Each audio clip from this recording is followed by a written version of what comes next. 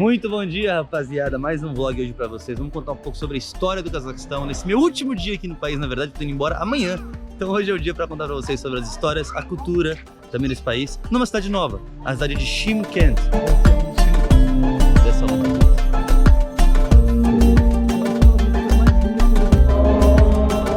rapaziada, vamos começar do começo, como eu diria. A gente está na cidade de Chimkent, uma das cidades que é uma das cidades mais antigas aqui do Cazaquistão. Na verdade, a cidade nunca foi Chimkent. O nome Chimkent ele veio depois. A cidade antigamente era chamada de Sayram. Ela ficava dentro de uma muralha que a gente vai visitar, que eu vou visitar hoje lá e vou mostrar para vocês. Mas a cidade era antigamente chamada de Sayram. Ela era muito importante, como quase todas as cidades que eu já comentei para vocês aqui, na Rota da Seda. Essa região é uma região mais desértica, mas não tão desértica ainda, mas já mais desértica, então ela é muito mais quente.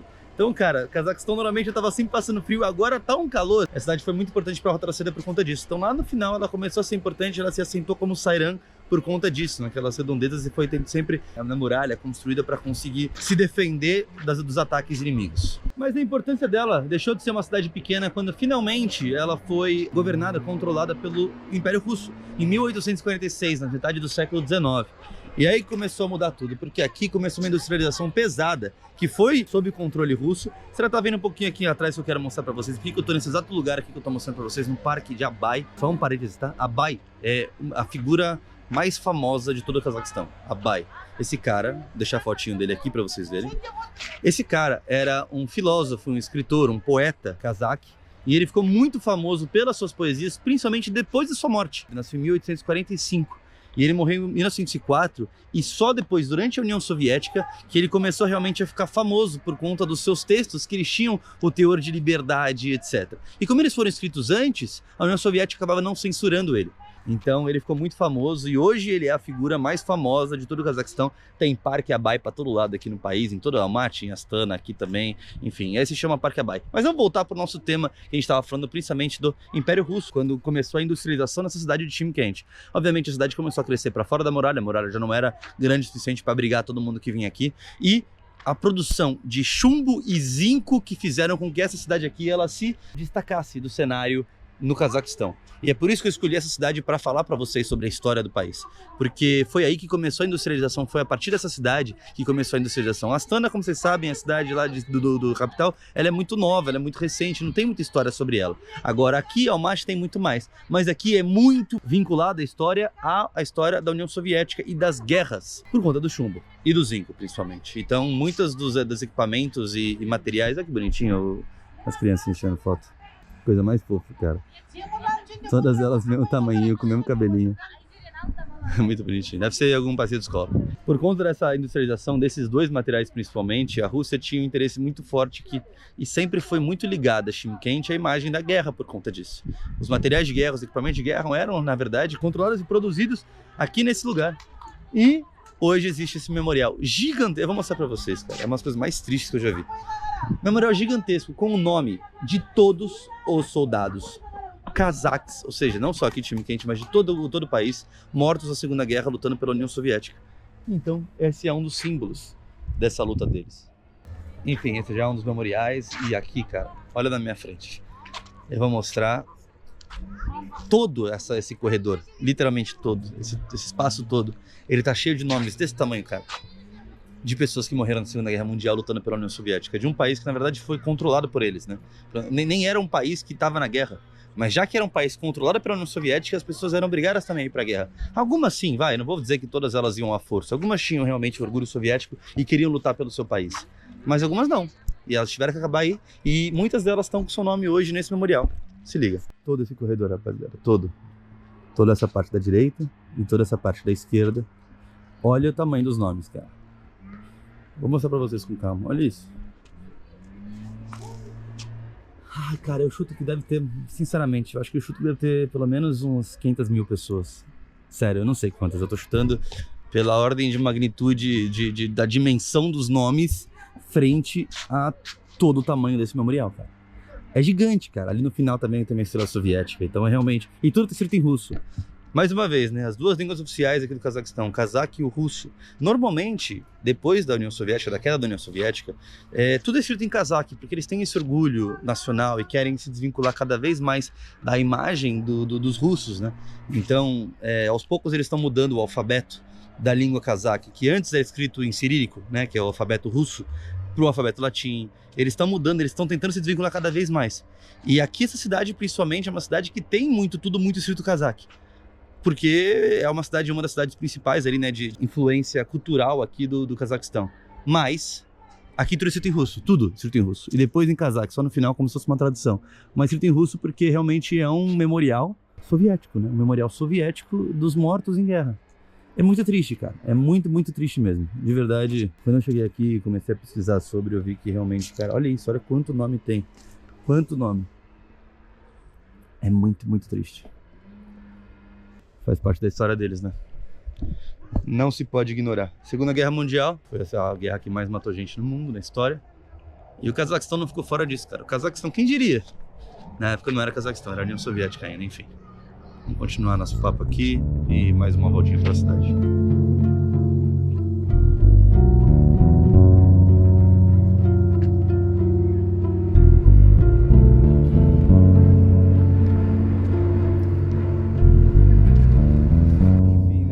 História toda ao contrário, normalmente eu conto em ordem cronológica para vocês de todos os países que eu passo, mas aqui tô contando um pouco assim porque eu vim nesse monumento, então é um monumento bem bonito, dá para ver claramente que é um monumento soviético. Ali tem também um monumento com esses dois pilares grandes, cinzas, que tem fogo ali embaixo. Vou chegar pertinho para mostrar para vocês o fogo ali, mas é basicamente a chama eterna, que é a chama do orgulho dos homens que morreram na Segunda Guerra, mas enfim. Vamos voltar para o assunto principal, que é o assunto sobre a história aqui do país. Eu comecei pela União Soviética, que já estamos ali no século XX, né? Falei um pouquinho sobre quando a Chimkent, o Cazaquistão como um todo, entrou como parte do Império Russo. Na verdade, não tinha Cazaquistão naquela época, então nem todas as cidades elas começaram a entrar no controle russo de uma vez. Elas foram gradualmente. E Chimkent foi em 1846, mas todas ali foram por volta do século XIX, tá? E aí, como parte do Império Russo, a União Soviética tomou controle ali no século XX. Mas vamos dar alguns passos atrás e contar um pouco como foi esse processo inteiro aí de formação dos povos cazaques, né? E aqui estamos no fogo eterno que eu comentei com vocês. Subimos até aqui. Agora eu vou contar um pouquinho para vocês, um pouco mais, para finalizar essa parte soviética, quais eram realmente os grandes impactos que foram muito negativos da história do Cazaquistão em relação à União Soviética. Tem dois deles que eu acho muito bizarros, cara. E aí vou finalizar com um terceiro que vai chocar vocês, e aí eu vou começar a história com isso. Primeiro, também, mais uma vez, tá? Não tô querendo fazer juízo de valor nenhum, falando que a União Soviética era ruim ou boa, não tem nada... Esse vídeo não tem nenhum teor político, tá? Só tô comentando um pouco com vocês dos fatos que ocorreram aqui. Primeiro, que não foi tão ruim, na verdade, isso foi até legal pra fama positiva do Cazaquistão, que foi aqui a chama. Eu não sei, acho que deve ter um gás saindo, alguma coisa assim, deixa eu subir, não sei nem se eu posso subir aqui, mas enfim, vou subir. É gás.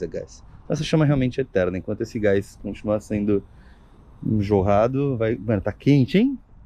É fogo mesmo, né? Fogo esquenta normalmente. Primeiro, Yuri Gagarin, o primeiro ser humano que foi pra Lua em 1961, se eu não me engano, ele saiu aqui do Cazaquistão. Então, durante a União Soviética, isso daqui era um país só. Então, o cara era soviético, era russo, na verdade, mas foi aqui, nas terras do Cazaquistão, que são muito planas. Cara, o país todo é muito plano, só tem montanha aqui pro sul, na verdade. Então o país todo é muito plano, então é fácil fazer, por exemplo, um local de lançamento de foguete, como foi feito no caso do nosso querido Yuri Gagarin. Ele saiu aqui do Cazaquistão. Esse foi o primeiro fato. Mas a União Soviética não usou o Cazaquistão só para isso. Também a União Soviética usou o Cazaquistão, a terra do Cazaquistão, como uma terra de testes nucleares.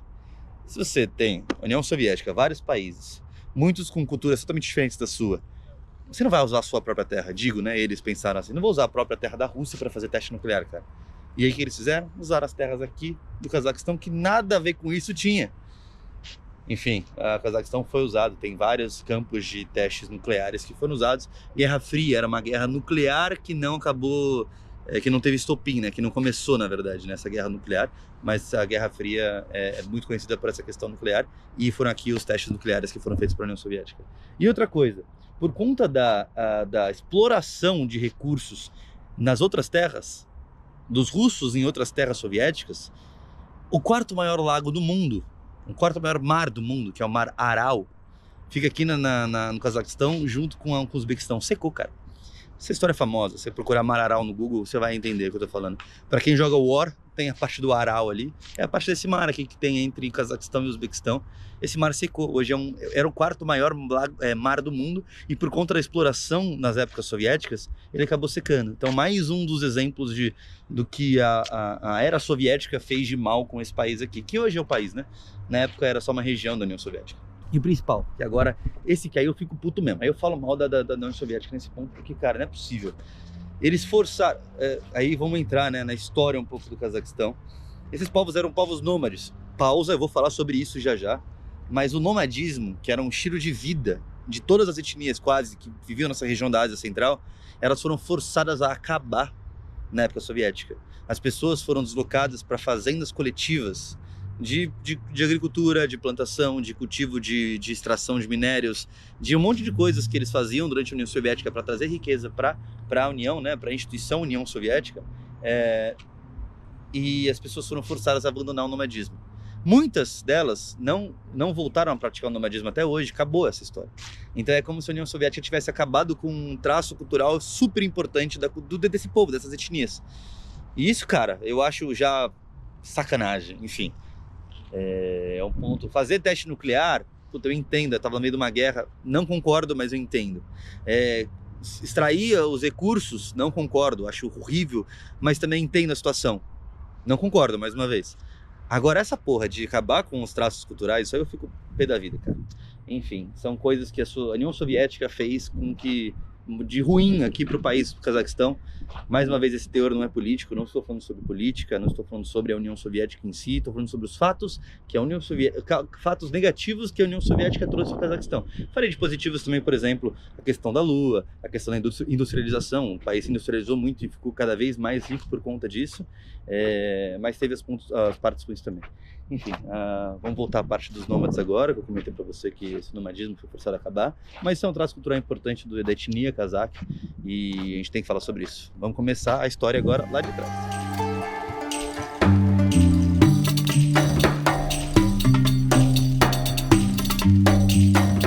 Rapaziada, chegamos na parte provavelmente mais famosa aqui da cidade de Chimkent, a fortaleza, né? As walls, né? A muralha que cobria a cidade de Sarian, como era chamada antigamente. E por sorte hoje, por um motivo que eu não sei qual, não precisa pagar, cara. Você pode ver que tem uma catraquinha aqui, que ela é fechada, mas eu perguntei ali na casinha ali atrás, eles falaram pra mim que não precisa pagar. Então estamos exatamente dentro da cidade de Sarian agora, que não parece uma cidade, pelo que eu tô vendo aqui até agora. Enfim, mas juro que é. Essa cidade era super importante na época da Rota da Seda, como eu já falei pra vocês. Ela teve o seu início, né, a sua construção, o seu estabelecimento naquela época, e ela era super importante. Então vamos falar um pouquinho daquela época, um pouquinho mais atrás ainda, e começar oficialmente a falar sobre como surgiu esse país, na verdade esse povo, né? Porque assim como outros que eu já comentei com vocês aqui no YouTube, tem o povo, né, Cazaquistão, na verdade, eu vou até falar sobre vocês o nome do Cazaquistão. Stan, que o nome é Cazaquistão. Stan significa terra de, e Kazakh, obviamente, os cazaques, é a etnia. Então, na verdade, o país, ele não tem um país que é um país e o povo vive nesse país. Na verdade, o país foi criado para o povo. Você entendeu o que eu quis dizer? Tipo, é a terra dos cazaques. Então não vamos falar sobre o Cazaquistão, já vamos falar sobre os cazaques em si. Então vamos começar a falar como surgiu essa etnia, como elas se agruparam e enfim, vamos começar.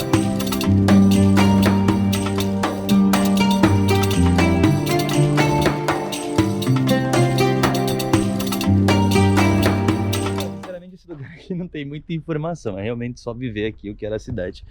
Tem umas ruínas de alguma coisa que não dá pra entender o que é. E eu perguntei lá na entrada se tinha guia, pra ver quanto que era, né? Já que eu não paguei a entrada. Uma guia que fala inglês está em férias, só tem guia falando russo ou cazaque. Que obviamente eu não consigo, enfim, né? Vamos lá, aqui eu vou ser o guia de vocês. Hoje, pelo menos, não sobre esse lugar específico, mas sobre a cultura aqui que a gente vai falar. Começamos muito tempo atrás a falar sobre os nômades. Essa palavra com certeza você sabe o que significa, você pelo menos tem uma ideia do que são povos nômades. São povos que eles não se estabeleciam no lugar fixo. Pensa num planalto não, né? Uma planície gigantesca desértica. Não tem muitos lugares que são férteis. E as terras, quando elas deixavam de ser férteis, os povos que viviam com base na agricultura nessas terras tinham que se mudar. E eles acabaram fazendo isso como formas de vida, como lifestyle mesmo, não só por necessidade. Esses povos eram chamados de povos nômades, e basicamente toda essa região aqui era a região das tribos nômades, a região da Ásia Central. Então tinha povo nômade para todo lado. E todos eles eram povos independentes. Quando eles se encontravam, eles acabavam guerreando, outros acabavam ficando amigos, fazendo trocas comerciais, mas de verdade, todos eles eram independentes, eles tinham as suas próprias tribos, e elas não ficavam no mesmo lugar. Obviamente, com o tempo, isso foi deixando de ser verdade, com algumas técnicas de agricultura que foram melhorando, eles conseguiam ficar num lugar ou outro, e o nomadismo acabou, aos poucos, se diminuindo, né, do que era lá na antiguidade, mas continuava muito forte até a União Soviética, que eu comentei com vocês, que acabou 100% com isso. Mas o nomadismo começou, e lá atrás tinha um grupo chamado os citas, né? Eu não sei se essa é a pronúncia certa em português, mas os citas, eles foram as primeiras tribos nômades a dar origem para a etnia cazaque. E eles que começaram isso antes de Cristo, tá? Bem lá atrás. E eles viviam nessa região por aí. Mas tem outros povos que eu vou contar um pouquinho melhor agora. Mas deixa eu ver primeiro o que é esse lugar aqui. Cara, obviamente esse lugar aqui, ele tá parecendo reformado, reconstruído de alguma forma, apesar de não estar muito bem conservado, mas deveria ser alguma espécie de... Ah, cara, eu não vou chutar não, porque se eu chutar eu vou estar falando merda pra vocês, mas já sabendo que eu posso estar falando merda, ouçam. Só que me parecia algum lugar tipo de um anfiteatro menor, assim, algum lugar onde as pessoas se apresentavam no centro. Não sei se é verdade isso ou não, então, infelizmente, pega essa informação minha e usem como vocês quiserem. Vamos continuar. Além dos citas, que eram esses primeiros povos nômades lá no século 7 a.C., bem lá atrás, tá? 700 anos antes de Jesus Cristo. Muito tempo atrás. Teve outros grupos nômades que também se destacaram por dar origem aos cazaques, e um deles foi os hunos. Os hunos vocês conhecem muito bem do filme Mulan. A Mulan, ela batalhava contra os hunos ali na fronteira da China com a Mongólia. Esses hunos ali da Mongólia são os mesmos hunos dessa região aqui. São povos, povos nômades ali, né, por volta do século 3 a 4 depois de Cristo, então já bem depois dos citas. Eles tiveram uma influência muito grande, né, na etnia cazaque. Então, enfim, os hunos eles eram muito importantes porque eles foram povos nômades que chegaram até a Europa, chegaram até a Hungria. Inclusive Hungria, o nome Hungria, H-U-N, vem dos hunos, dos Huns em inglês, né? Então, Hungary, então Han vem de hunos. Então os povos hunos, que eram esses povos nômades, que também tem muita influência aqui na cultura cazaque, também eram dos povos nômades. Mas enfim, tiveram diversos povos nômades que juntos deram origem ao povo cazaque. Mas no século XII aconteceu uma coisa muito importante para a história desse lugar aqui, que inclusive remete a essa fortaleza aqui, que ela é mais ou menos datada dessa época. No século XII tem um cara, barbudão, chamado Gengis Khan. Você com certeza já ouviu falar desse nome também. Ele era imperador mongol. E ali na Mongólia, ele obviamente começou a querer espalhar para todo lugar e conseguiu. Ele fez um dos maiores impérios que já existiram no planeta, que era o Império Mongol. E foi aí que eles dominaram aqui, essa região que era chamada de Horda Dourada dos mongóis. E Cazaque foi dominado por Cazaquistão, né? A região hoje que é o Cazaquistão, é de todos os estãos. Uzbequistão, Quirguistão, todos foram dominados pelo Império Mongol por Gengis Khan no século XII. E isso mudou bastante a linhagem dos líderes cazaques e do povo cazaque. Hoje você vai ver a pessoa cazaque, os povos cazaques, eles têm aparência mais asiática. Isso se deve muito a esse período que o Império Mongol dominou aqui. Porque os líderes continuavam sendo líderes com linhagem que era datada ali da época mongol, que tinha linhagem mongol. Então a pessoa acabou realmente ficando com uma aparência mais asiática, apesar dele ser um povo túrquico. Então era para eles serem mais parecidos com os turcos do que com os mongóis, mas eles acabaram ficando, por conta do senhor Gengis Khan, parecendo um pouco mais os mongóis ali da Mongólia. Redundante, né? Mas enfim. Século XII passou, o Império Mongol se dissolveu, e aí começou a época dos Kaganatos cazaques. Os Kagnatos cazaques. Os Khanatos, depende de como é a tradução da palavra K-H-A-N, Khan, que significa rei. Então eram basicamente os reinados cazaques. E o que é esses negócios? É basicamente uma centralização de um poder de várias tribos diferentes que se reconheciam e que tinham que ter uma legislação em comum para que conseguissem fazer as trocas comerciais e vivessem um pouco mais em harmonia. E é isso que os Khanatos faziam. Então pensa, cara, tem povo nômade para todo lugar aqui, para todo esse lado. Você pode ver, cara. Eu não tô mentindo não, tá? Olha como é plano toda a região. Então imagina, cara, é tribo nômade para dar e vender aqui. Tem para todo lugar. E aí de repente chega um cara e fala assim, ó, seguinte, rapaziada, vamos se organizar aqui agora. eu vou colocar uma lei, vocês vão fazer as trocas comerciais desse jeito, desse jeito, desse jeito. A galera começou a gostar. E aí surgiram os Khanatos. Esse cara era o Khan. E aí surgiu os Khanatos cazaques. E Kazakh virou um termo para se referir a alguns povos nômades que viviam na região mais norte da Ásia Central, que hoje é o Cazaquistão. Tentei resumir bastante para vocês, mas aí surgiram os Khanatos do século XV, que durou até mais ou menos o século XIX, foram mudando ali o poder, mas não vou entrar em detalhe tanto assim, mas é importante vocês entenderem que quem quer dizer que entender realmente a história do Cazaquistão, tribos nômades, desde o século VI a.C. eram importantes, ali século VII a.C. Muita gente passou, veio para cá, foi para lá, tribos que nem existem mais, tribos que hoje têm muita influência. Século II, III teve os hunos, foram bastante importantes. Depois veio o século XII, depois disso ainda com bastante tribos nômades. Gengis Khan dominou aqui, durante 2 séculos ficou aqui os mongóis, o império caiu, veio os Khanatos cazaques, e depois chegou a Rússia em 1800 e pipoca, dependendo da região que a gente está considerando. Aqui em Chimkent foi 1864. Falei muito, mas deu para entender a história até agora. Veio a União Soviética, arrebentou tudo, como eu já falei para vocês, arrebentou tudo não, né? Mas fez algumas coisas bem ruins aqui e acabou com o nomadismo, que é o principal traço cultural desse povo. E, por fim, a União Soviética acabou em 1991 e o Cazaquistão virou, enfim, a primeira república. A primeira não, né? A primeira república dessa região, da Ásia Central, a ficar independente da União Soviética. E é isso, rapaziada. Essa é a história resumida. E tem um único quarto aqui que tem, dentro de todo esse, vamos dizer assim, museu a céu aberto, não tem muita informação, parece que é o único quarto mais arrumadinho. E aqui fala um pouquinho dos povos nômades, né, que viviam na Rota da Seda principalmente. Vocês podem ver alguns tecidos de seda, obviamente, porque isso era muito importante. E roupas tradicionais, ó, sempre com muita pele, porque essa região aqui no inverno, rapaziada, não é brincadeira não. Bom, pelo menos tem alguma parte de informação aqui, pelo menos que seja só essas roupas, né, a tradicional moradia deles. Só pra vocês entenderem, a moradia deles, como eles eram povos nômades, era uma moradia, ela era retrátil, essa palavra, ela era retrátil. Então, eles viviam em yurts, que eram mais ou menos umas tendas, e essas tendas eram leves o suficiente para eles carregarem de um lugar para o outro. E isso aqui é uma representação de como era um yurt por dentro, era uma tenda grande, na verdade. Pensa, tipo, sei lá, na nossa realidade do Brasil, uma oca dos índios, um pouco maior, que é retrátil, que eles podem levantar e levar, porque é de um tecido que é leve. Então eles conseguem fazer isso. E além desse tecido também, ele também é quente. Então eles poderiam ficar dentro desse lugar de uma forma que conseguisse se aquecer também. Enfim, essa era mais ou menos a realidade deles. Os povos nômades que infelizmente tiveram o seu fim ali, as tribos nômades, não, o nomadismo como um todo, na época soviética. É muito triste isso, cara. Falei mais 50 vezes sobre isso e repito. Olha eles aqui mais uma vez. Esse aqui é os ferreiros. Casa de ferreiro, espeto de pau, né? Cheguei agora na parte de cima dessa cidade, da citadela, né, que eles estão chamando aqui. E agora eu consegui ter um pouco mais de informação. E aqui parece que... Parece não, aqui é a época... Ele começou a ser usado a parte de baixo, eu tô na parte de cima, total aqui. Então toda a parte de baixo da fortaleza, ela era usada desde o século II a.C. E aqui começou a ser usada só na época dos Khanatos. Mais uma vez, né? Gengis Khan. Gengis Khan era o Khan Gengis. Era o rei Gengis. Então, toda vez que você ouve a palavra Khan, K-H-A-N, se remete aos reis das tribos nômades. Gengis Khan foi o maior representante desse lugar aqui. Esse lugar não, né? Dos Khanatos centro-asiáticos. Isso era usado nessa época. Mas vamos mudar um pouquinho mais aqui agora e vamos para os próximos lugares, que eu quero falar sobre religião aqui também. E já tá ficando longo esse vlog. Bora.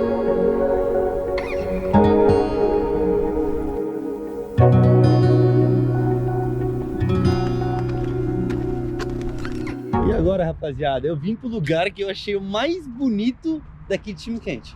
Dá uma olhada nessa obra de arte aqui, cara.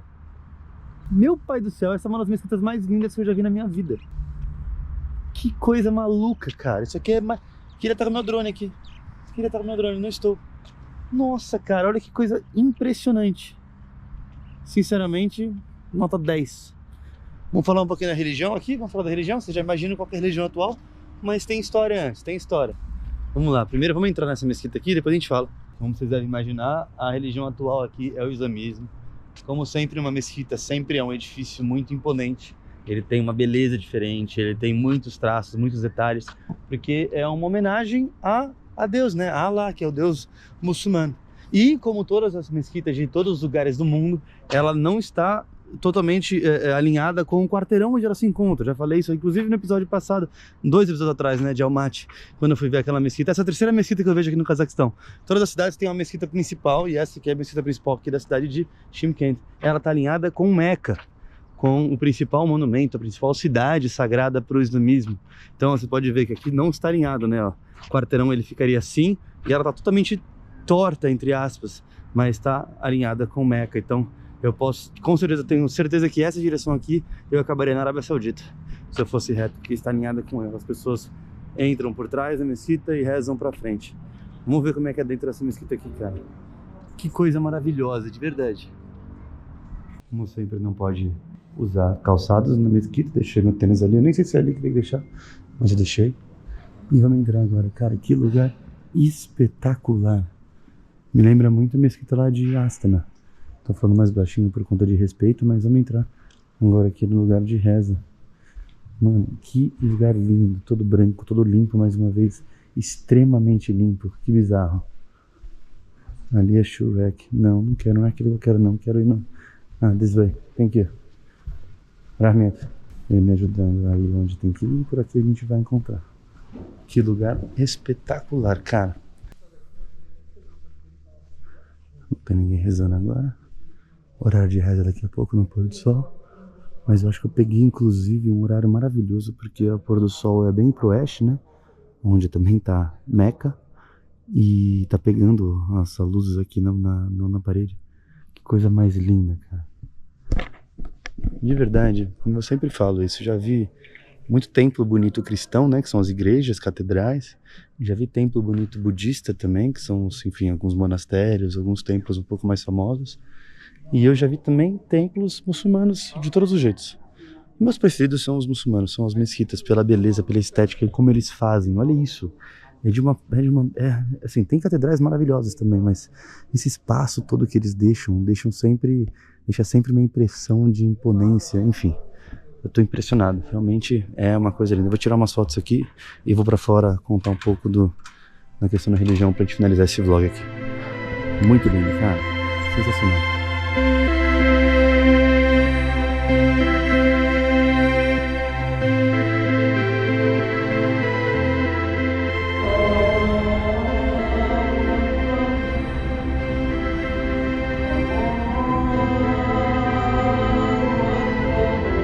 Pronto, rapaziada, acabei de sair do principal edifício religioso aqui da cidade de Chimkent, um dos mais bonitos que eu já vi na minha vida, tá? Vou ser bem sincero, na minha vida.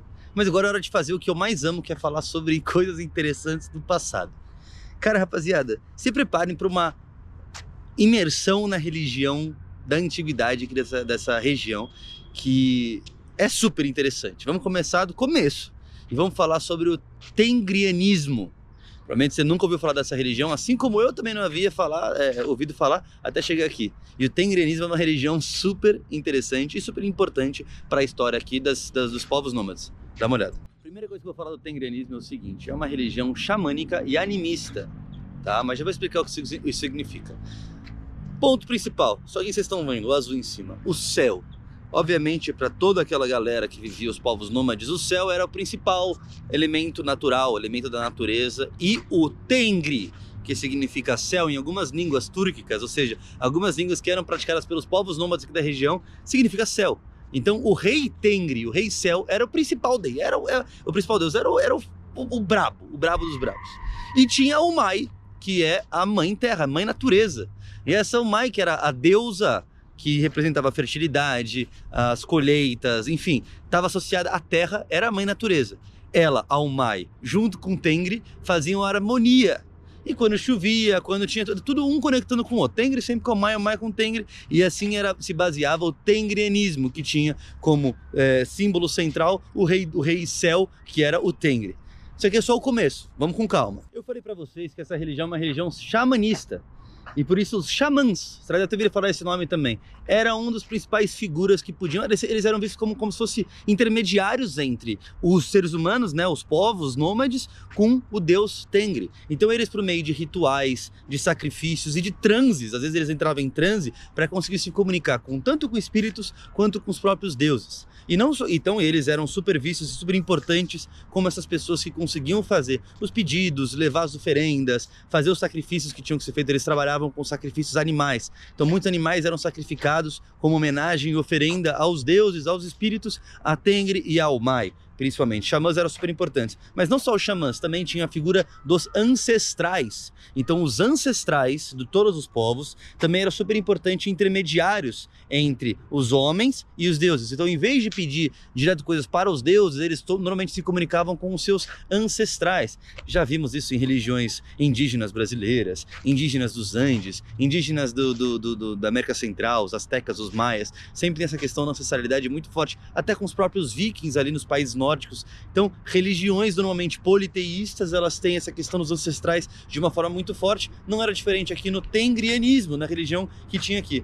Só para fazer uma correção, eu falei que essa era a principal religião, sim, é verdade, dos povos nômades, mas eles também praticavam, alguns deles que viviam mais para o sudoeste, mais na parte da Pérsia, ali eles também praticavam o zoroastrismo. Essa religião eu falei muito no vlog lá do Azerbaijão, se tiver interesse, dá uma olhada lá que vai ter. Mas falando mais do tengrianismo, tengrianismo agora, essa religião era uma religião xamânica, animista, e ela tinha os ancestrais também como um ponto focal muito forte aí para a conexão com Tengri, com o Mai, os dois principais deuses, Tengri, o rei Céu, o principal símbolo da religião. Agora, onde entra o Cazaquistão nisso? Os povos cazaques na questão da religião, que eu acho super interessante falar também. Como algumas religiões, também brasileiras, por exemplo, a Umbanda, algumas outras religiões, existe uma conexão com a natureza de uma forma muito forte. Já falei da mãe natureza, da Umai para eles, mas não só isso, cara. Todos os elementos naturais eram vistos como símbolos divinos. Então, montanhas, rio, florestas, todos eles tinham uma simbologia divina para as pessoas que cultuavam essa religião. Assim sendo, eles acreditavam que a natureza era uma parte coexistente da religião e dos seres humanos. Não era uma parte que viviam separados ali, era tudo uma coisa só. O que eu quero dizer com isso? O Cazaquistão todos os steppes que a gente chama, né? Steppe Kazakh, que é toda essa parte dessa planície gigantesca, ela é cheia de rios, ela é cheia de montanhas, às vezes aqui no sul principalmente, ela tem vários elementos de naturezas, e todos esses povos nômades, eles tratavam esses elementos, principalmente os animais, como parte deles mesmos. Então, eles tinham essa questão da natureza muito forte, muito ligada a eles. E, obviamente, por conta pela sua natureza nômade, que ia indo de um lugar para outro, era para se conectar também, cada vez mais, com outras divindades, com outras montanhas, com outros rios. Então, tinha essa questão do nomadismo, também tinha uma ligação muito forte com a questão da religião, do tengrianismo, e por isso também que eles se moviam. A principal motivo, né, diz os estudiosos, que o principal motivo deles se movimentarem era muito por questão de sustento, da agricultura, etc., mas também tinha a questão simbólica, religiosa por trás disso. Enfim, acho super interessante isso, essa é a principal religião.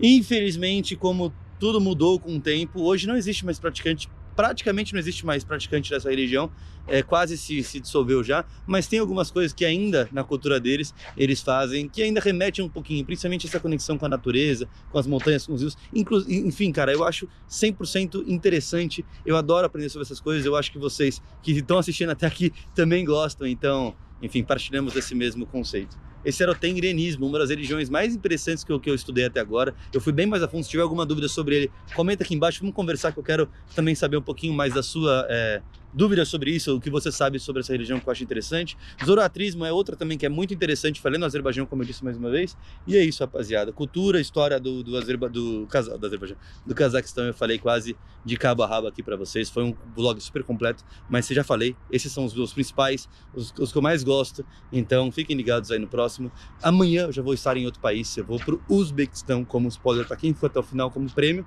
E vamos que vamos, começamos no próximo país. Nos vemos lá. Falou. Um abraço. Tchau.